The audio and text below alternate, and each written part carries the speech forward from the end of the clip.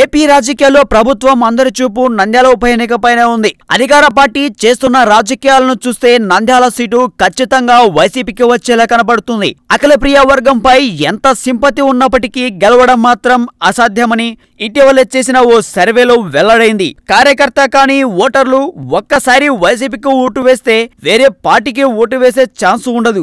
ఎందుకంటే వైసీపీ అంటే వారికి ఎంతో అభిమానం. వైఎస్ జగన్ అంటే ప్రేమ. ఒకప్పుడు నంద్యాల వైసీపీ జెండా ఫ్యాన్ తో గెలిచిన నియోజకవర్గమే.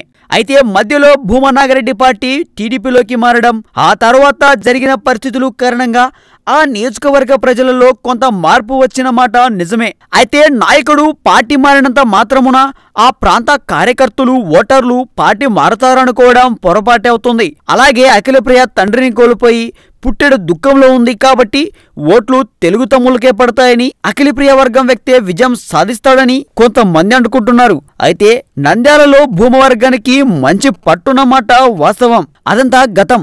అది భూమా నాగిరెడ్డి బ్రతికున్నన్ని రోజులు మాత్రమే. ప్రస్తుతం సీన్ రివర్స్ అయింది.